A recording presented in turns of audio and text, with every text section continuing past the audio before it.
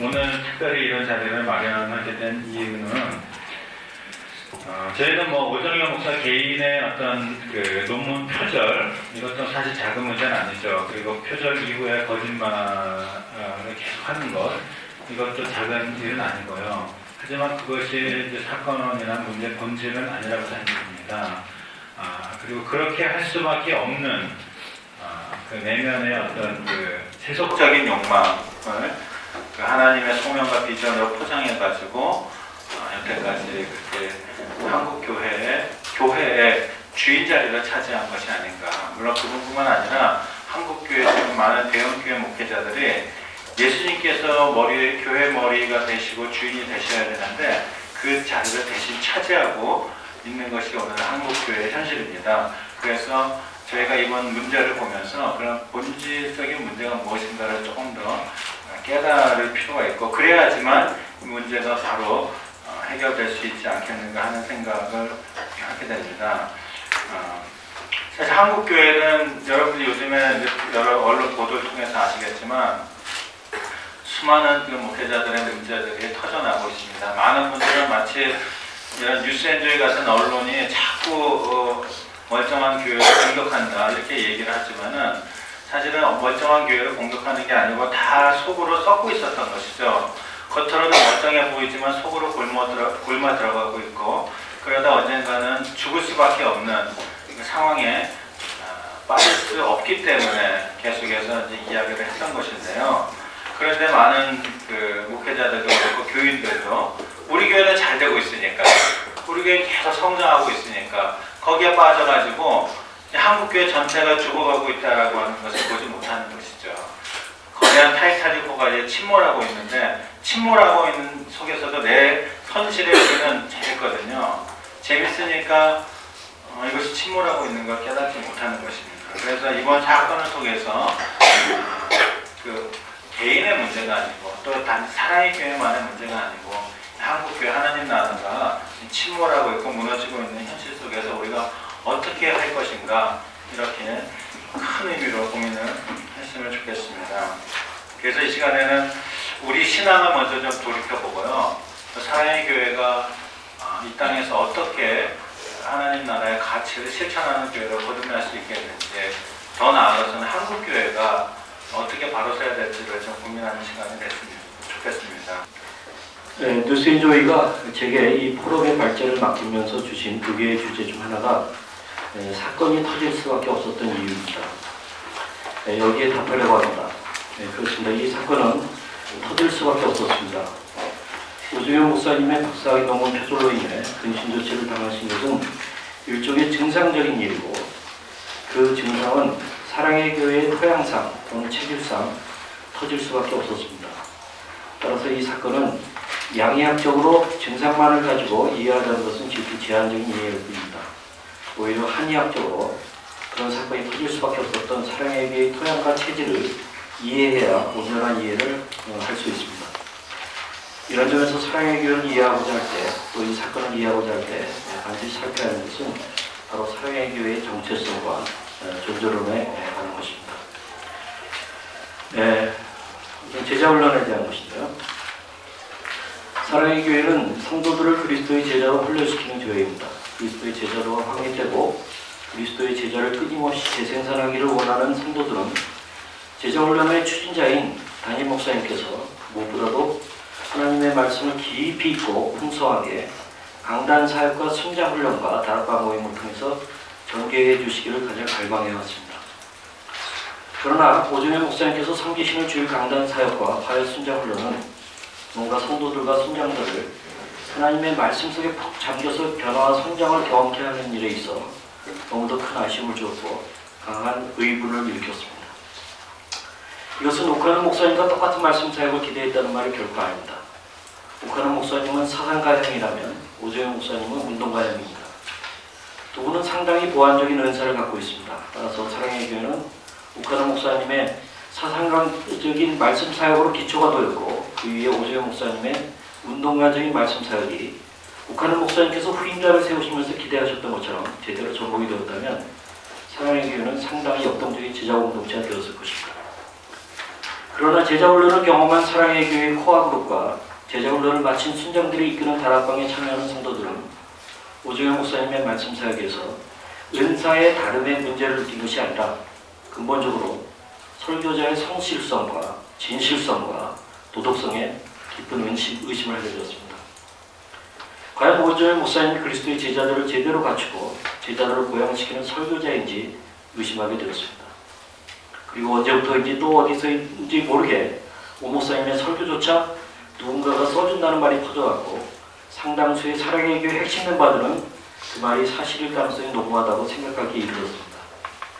그것은 설교와 가르침의 내용에 있어서도 그리스도의 제자도와 상당히 거리가 먼 번영신학적이고 세속적 성공주의적인 내용들로 이루어졌을 뿐만 아니라 그 설교 내용조차 제대로 준비하지 않고 임한 것 같은 인상을 줄 때가 너무도 많았던 것입니다.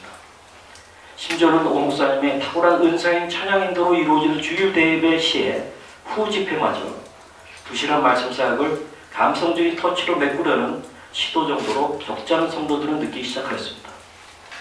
과연 우리 목사님은 제자훈련에서 그처럼 강조하는 큐티를 하시는 분이신가? 자주 성경 통독을 하시는 분이신가?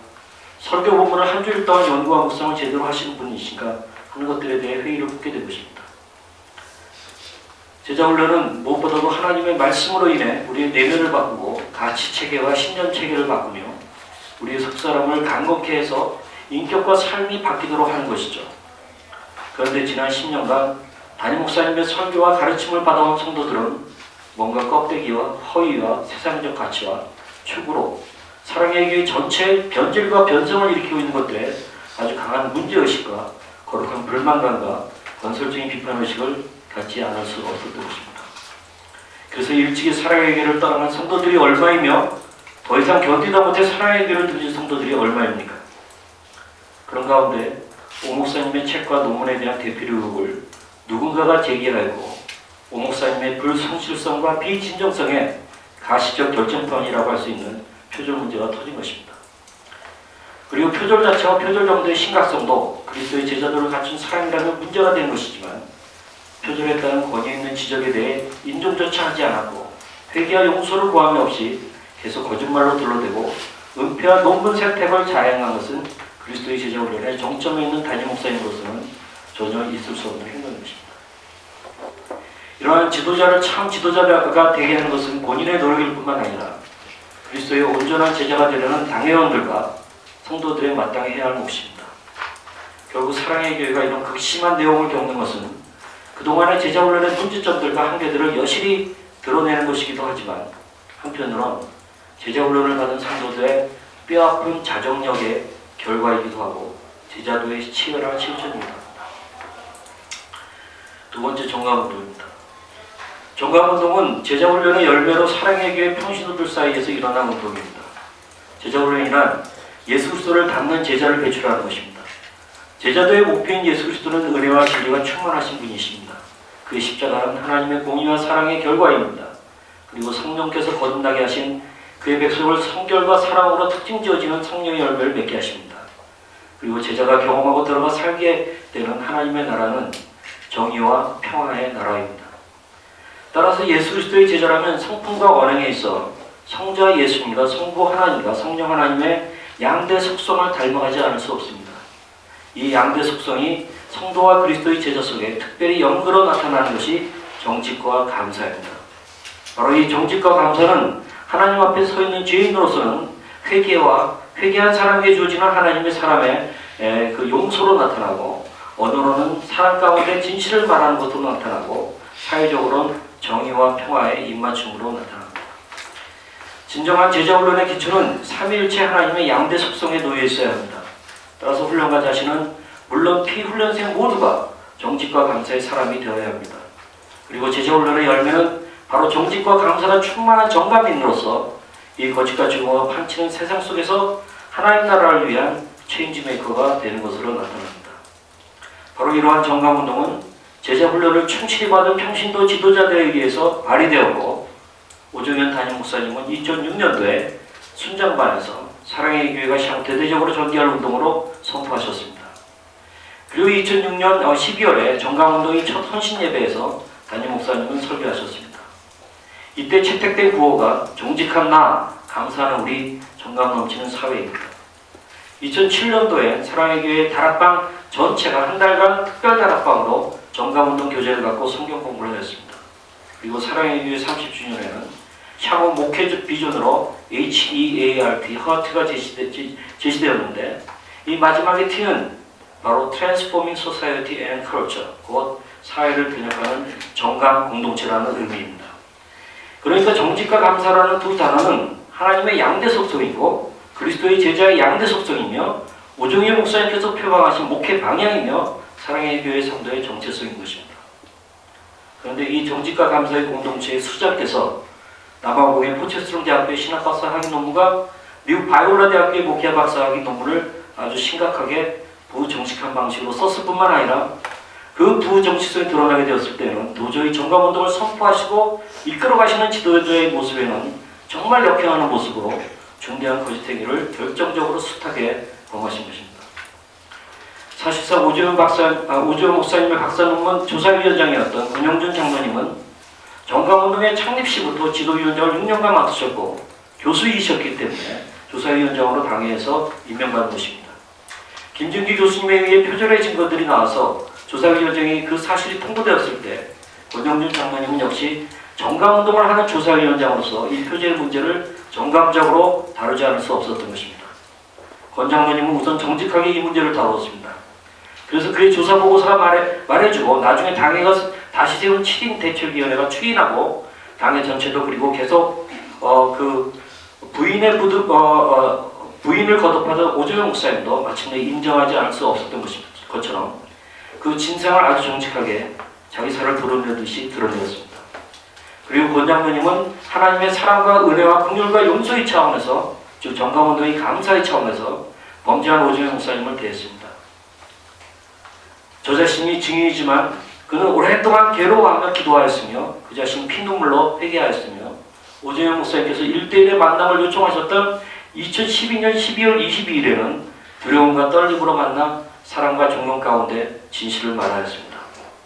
그러나 오 목사님은 그 진실을 전혀 받아들이지 않았고 오히려 자신만만했으며 더 많은 거짓말들로 일관하였습니다. 그래서 홍정길 목사님과 이도훈 목사님을 찾아뵙게 된 것입니다. 두 분은 사랑의 교회가 아주 존경하는 영적 지도자들이시며 오재용 목사님 자신도 존경했고 자신의 책들과 논문에 대필 의혹을 제기한 김진규 교수님께 문제 제기를 상가하게 해달라고 부탁했던 당사자들이시기도 하였습니다. 두 분은 오 목사님의 심각한 표절 문제를 접했을 때 처음에는 배신감과 분노감이 크셨고 나중에 눈물로 반응하셨고 계속 여러 날의 불면과 기도 속에 오정현 목사님을 향한 애정으로 가득한 마음으로 권영준 장로님을 지도해 주신 것입니다.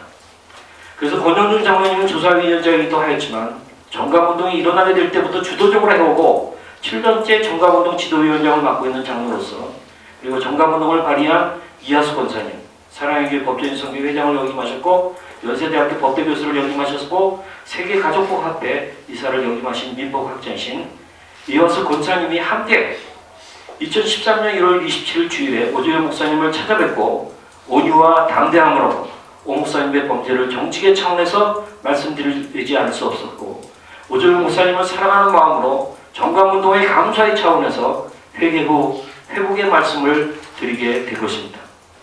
이날의 대면을 위해 우리들은 형제들아 사람이 만일 무슨 범죄한 일이 드러나거든 신령한 너희는 온유한 심령으로 그러한 자를 바로잡고 너 자신을 살펴보아 너도 시험을 받을까 두려워하라는 갈라디아서 6장 1절의 말씀을 붙잡고 눈물로 기도하며 임한 것입니다.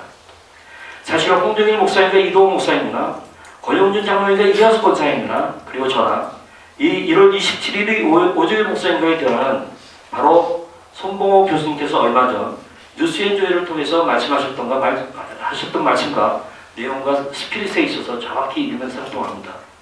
그래서 그 글의 일부를 다음과 같이 인용합니다. 오정현 목사의 표절 문제가 제기되었을 때 나는 대부분의 다른 그리스도인들처럼 오정현 목사 즉시 사실을 시인하면서 철저히 회개하고 목사직을 당장 사임하기를 간절히 바랐다.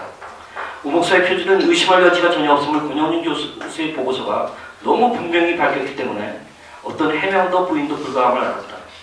가장 합리적이고 상식적인 해결은 철저한 회개와 회개에 합당한 행동이었다. 오 목사 구차한 별명으로 자해 행위를 하지 않고 인정과 회개라는 너무나 분명하고 당연한 길을 택했더라면 자신과 사랑의 교회도 살았을 것이고 한국교회가 입은 명예선상도 다소 줄어졌을 것이다.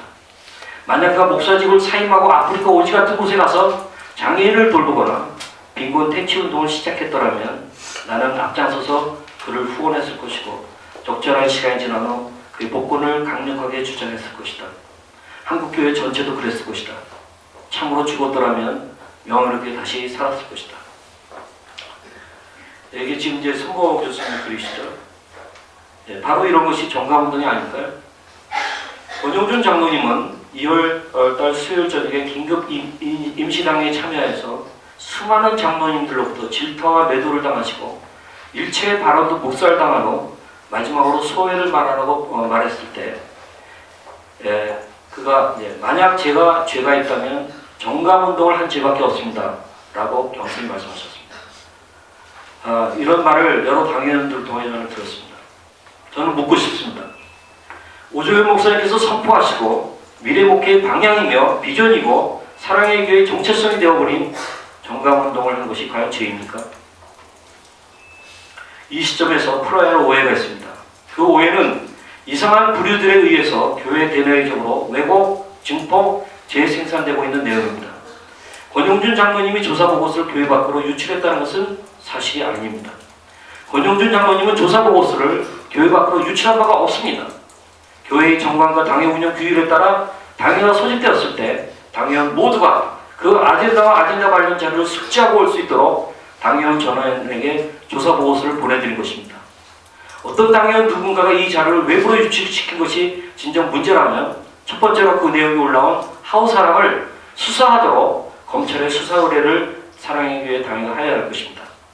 그리고 나서 정말 권영준 장로님께서 하신 것으로 드러난다면 권영준 장로님은 공개 사과를 하셔야 할 것입니다.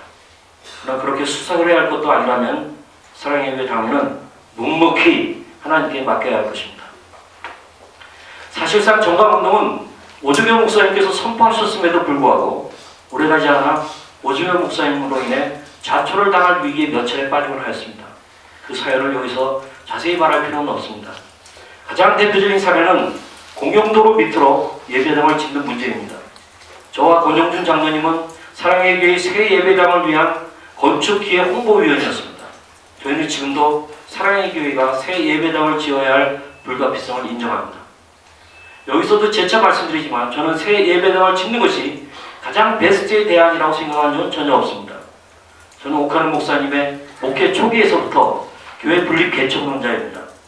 그래서 저는 지금까지 한국의 중소교회들과 미자립 교회의 청년사역을 위해서 36년간 온갖 어려움을 겪으면서 일해왔습니다. 그래서 사랑의 교회가 새 목회 패러다임과 비전 없이 예배당만 넓혀간다면 문제라고 생각하며 말해왔습니다. 그러나 제 말이 더 이상 먹히지 않는 상황에서 교회가 이미 결정해서 토지 매입도 완료했고 그것도 제가 존경에 맞이하는 옥하는 목사님께서 동의와 허락하신 새 예배당 건축에 대해서 저는 차선책으로 불가피하게 받아들였던 것입니다. 그리고 젊은이 사역자로서 제 이름과 이미지에 먹칠을 할 것이 분명함에도 불구하고 제가 제 노교회를 사랑하기에 건축기획 홍보위원을 자처한 것입니다. 그러나 저는 공용도로 밑으로 설계가 된다는 얘기를 처음 접하는 순간 정말 놀라지 않을 수 없었으며 그 문제점에 대해서 지적했습니다. 그 이후 교회는 저나 권영준 장로님을 건축기획 홍보위원회에 아예 부르지도 않았습니다. 그리고 정말 정강운동에 유해되는 아주 가슴 아픈 일이 있습니다. 사랑의 교회가 건축 문제로 처음에 사회적 오해와 반발이 일어났을 때 오지영 목사님은 기자회견을 직접 하시면서 건축의 불가피성을 기자들에게 말하였습니다. 그러면서 그 당시 IT의 지진으로 전 세계적인 아픔이 전달되었기 때문에 오 목사님은 사랑의 교회가 100만 불, 12억 원을 IT의 구호와 복구를 위해 내놓겠다고 발표했고 이 소식은 중앙일간지들을 통해 바로 그 다음날 보도되었습니다. 그리고 이후 당회가 열렸을 때 당회의 의논과 결정 없이 오 목사님께서 큰 돈의 기부를 선언하셨기 때문에 논란이 있었지만 당회는 담임 목사님의 숭고한 뜻을 받아들여 당회로의 사후 승인하는 기록을 남기게 되었습니다. 그러나 얼마 지나지 않아 건축 문제로 재정이 많이 소요되는 현실에 직면하면서 오조일 목사님은 자신이 기자들 앞에서 그런 말을 한 적이 없다며 당회 회의록에서 IT 기부 100만 불을 10만 불로 수정해서 기록하게끔 회의를 이끌었습니다. 저는 하나님께서 이때 오정일 목사님과 이런 목사님의 밀어붙임에 그저 묵묵히 따라간 사랑의 교회 장로님들의 우유부단함과 수능주의에 대해서 가장 분노하셨고 아파하셨을 것이라고 믿습니다. 바로 이런 정감운동적인 일들이 오정일 목사님을 정점으로 하여 일어나고 하였습니다. 하나님은 정말 무서운 분이십니다. 하나님은 정감운동처럼 나간 것이 결코 어떤 선언이나 쇼나 이벤트로 이루어진 것이 아님을 아십니다. 그래서 하나님께서는 말 그대로 정감운동의 기름을 부으신 것입니다. 그래서 하나님께서는 사랑의 교회가 정직하지도 않으며 감사해야 하지도 않을 뿐 아니라 오히려 정감운동을 이용해서 자신의 탐욕과 호래호식을 덮는 일을 하는 것에 하나님께서는 역겨워하신 것입니다. 바로 이러한 불편한 진실을 알게 되시고 3번씩 이 사건으로 오정일 목사님 부부를 만나서 확인하게 된 홍정일 목사님은 사랑의 교회 안에서 시체 썩는 냄새가 난다고 사랑의 교회를 향해 직격탄을 날리신 것입니다. 바로 예수님께서 바리새인들을 향해 회칠한 무덤이라고 말씀하신 것과 같은 말씀이 아닐까? 지나간 10년 동안에 새 리더십 하에서 사랑의 교회는 이와 같이 속으로 썩어가는 시체 마냥 되어가고 있었습니다. 그러면 그럴수록 회칠이 요란해야 했을 수 있죠. 그 회칠로서는 정감운동이야말로 딱 좋은 것이 아닌가요? 그러나 하나님은 결코 만홀히 여겨질 분이 아니십니다. 하나님은 질투의 하나님이십니다. 그러면서 신비로운 지혜의 하나님이십니다. 하나님은 아이러니컬하게도 사랑의 교회가 정감운동을 선포하고 비전과 철학으로 채택하게끔 하셨습니다. 결국 하나님께서는 그 회칠용 정감운동으로 사랑의 교회 내에 시체 썩는 것을 드러내고 계십니다. 저는 이러한 정감운동으로 인해 사랑의 교회가 다시 제자공동체로 거듭나게 하기 위해 사랑의 교회 역사상 유례없는 대홍역을 하나님께서 거치게 하고 있다고 믿습니다. 세 번째, 이번의 사건은 하나님께서 하나님의 이름을 두신 하나님의 교회들 속에서 하나님 자신의 이름을 보호하시려고 하시는 하나님의 열심과 의지로 인해서 일어난 섭리적인 일입니다. 하나님께서는 하나님의 백성들이 이미 시체처럼 썩었고 그 뼈다귀가 말라버린 지 오래된 곳에서 하나님의 새 영을 보내셔서 살아있는 하나님의 군대가 되게 하셨습니다. 에스겔서 37장이죠. 바로 이 모습은 바벨론 땅에 포로로 끌려온 하나님의 백성들을 향해서 에스겔에게 주신 환상입니다. 하나님께서는 이 비전을 주시기 전에 에스겔에게 말씀하셨습니다. 회칠한 무덤을 걷어내고 하나님께서 마른 뼈들을 생명체로 하나님의 군대가 되게 하셔서 예루살렘으로 가게 하시는 위대한 부흥의 역사는 다른 이유 때문이 아니라 바로 하나님의 백성들 가운데 두신 하나님의 이름 때문이었습니다. 에스겔서 36장 21절부터인데요. 그러나 이스라엘 족속이 들어간 그 여러 나라에서 더럽힌 내 거룩한 이름을 내가 아꼈노라. 그러므로 너는 이스라엘 족속에게 이르기를 주 여호와께서 이같이 말씀하시기를 이스라엘 족속아 내가 이렇게 행하면 너희를 위함이 아니요 너희가 들어간 그 여러 나라에서 더럽힌 나의 거룩한 이름을 위함이라. 여러 나라 가운데서 더럽힌 이름 곧 너희가 그들 가운데서 더럽힌 나의 큰 이름을 내가 거룩하게 할지라. 내가 그들의 눈앞에서 너희로 말미암아 나의 거룩함을 나타내리니 내가 여호와인 줄을 여러 나라 사람이 알리라. 주 여호와의 말씀이라. 그렇습니다. 하나님께서는 하나님의 이름을 사랑의 교회에 두셨습니다. 그래서 하나님께서는 사랑의 교회의 부족함에도 불구하고 하나님 이름에 걸맞는 하나님의 축복을 엄청나게 부으셨습니다. 그러나 어느 때부터인지 사랑의 교회는 하나님의 이름보다 높아지기 시작했습니다. 하나님의 질투심을 자극하게 이르렀습니다. 그 기한에 시체 썩는 내가 나기 시작하였습니다. 하나님의 이름에 전혀 걸맞지 않는 일들이 일어나기 시작했습니다. 이러한 하나님의 브랜드를 하나님께서는 스스로 보호하셔야 했습니다. 하나님의 브랜드에 먹칠을 하고 있는 사랑의 교회 브랜드를 하나님께서 걱정하실 이유는 없으셨습니다. 하나님의 이름을 향한 하나님의 자신의 열심 그리고 하나님의 이름을 보호하시려는 하나님의 자신의 의지를 과연 누가 막을 수 있습니까? 담임 목사님이 막을 수 있습니까? 또는 당회가 막을 수 있습니까? 아무도 막을 수 없습니다. 오히려 막아서려면 하나님께서 세우신 구속자를 그 일을 날카로운 세타잡기로 삼으셔서 산들을 쳐서 부스러기를 만들듯이 하나님께서는 하나님의 브랜드가 더 이상 망가지는 것을 방치하거나 조정하는 자들을 그냥 주실 수 없는 것입니다. 사랑의 교회에서 하나님의 브랜드를 스스로 보호하시려는 열심과 의지가 바로 이런 사건이 터져나오게 한 것입니다. 마치 새 포도주로 부풀어오는 예쁘대가 터지듯이 콜크로 막은 포도주가 병원에서 발효되어 콜크 자체를 날려버리듯이 하나님께서는 자신의 열심과 의지로서 그 일을 시작하신 것입니다. 오카노 원로 목사님의 브랜드도 하나님의 브랜드보다 높아지면 하나님께서 하나님의 브랜드 보호 차원에서 흠집을 들춰내고야 마시죠. 오조영 목사님의 브랜드가 하나님께 질투심을 야기시킨다면 하나님께서는 그 브랜드를 땅에 떨어뜨리십니다. 사랑의 교회 브랜드가 하나님의 브랜드를 가리운다면 하나님께서는 걷어내고야 마십니다. 만약 정감운동도 하나님의 브랜드에 걸맞지 않으시다면 하나님께서는 하나님의 브랜드 보호 차원에서 걷어차 버리실 것입니다. 하나님의 브랜드를 망치려 했던 사랑의 교회 브랜드를 하나님께서 내치고 계신다면 다른 한국교회의 브랜드들이 하나님의 브랜드에 걸맞지 않는 모습들을 보여갈 때 하나님께서는 마찬가지로 하나님의 브랜드 보호 조치를 취하시고야 말 것입니다. 이런 점에서 한국교회를 향한 하나님의 종교개혁 열정과 의지는 그 누구도 막지 못합니다. 사랑의 교회는 정말 두려워야 합니다. 이제 하나님의 심판의 시작입니다. 하나님께서 우리가 진정 회의치 않는다면, 그리고 우리가 진정 하나님의 양대 속성인 공의와 사랑을 우리의 것으로 하지 않는다면 하나님께서는 사랑의 교회를 더 내치실 것입니다. 물론 이 심판은 저에게도 임하고 있습니다. 하나님의 브랜드의 먹칠을 은밀히 해온 나를 하나님께서는 이번에 진흙탕 속에서 수치를 당하도록 하십니다.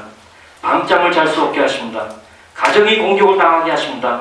저도 하나님의 브랜드에 걸맞는 모습으로 회개하고 회개에 합당한 열매를 맺지 못한다면 하나님께서는 마침내 내치고 마실 것입니다. 하나님, 이 죄인을 살려 주옵소서. 하나님께서는 하나님의 브랜드 보호 차원에서 하나님의 백성들을 벌하시고 회개하신 다음 회복의 역사를 놀랍게 하십니다. 저는 이 점을 먼저 역설하고 싶지 않습니다. 우리가 먼저 거쳐야 할 선행의 과정들이 있기 때문에 그렇습니다.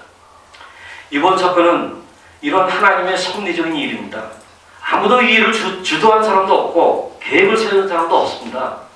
그저 사회의 얘기가 점점 망가져가는구나 하는 것을 감지하고 걱정하던 많은 사람들이 있었을 뿐입니다.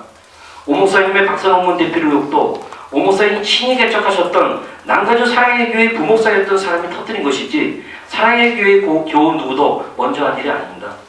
그리고 오종균 목사님의 박선홍문 표절 증거들을 처음 찾아낸 사람도 사랑의 교회가 아닙니다. 그러나 하나님께서 사랑의 교회 당회가 조사위원회를 만들어 일하게 하지 않을 수 없게 하셨습니다. 그리고 권영준 조사위원장 선임에 대해서도 오종균 목사님의 뜻과는 달리 오 목사님의 부재 중에 당의 서희가 주도해야 한 것입니다. 대필과 표절이 나오면 사임하겠다는 말도 오 목사님 스스로 자신만만해 한 말이지 어떤 위협적인 분위기 속에서 이루어진 것도 아닙니다. 홍정길 이동호 목사님의 연루도 그분들이 원하신 것도 아닙니다. 포체스트럼 대학교에서 일어난 세탁 논문의 제시도 담임 목사님 스스로 제시하였다가 그 안에 많은 문제점들이 있다는 것을 마침내 스스로 드러낸 셈입니다.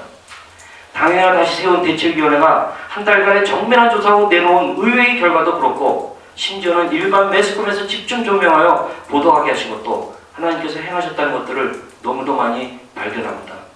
그 외에 수많은 일들이 하나님께서 일하셔서 일어나는 것들입니다.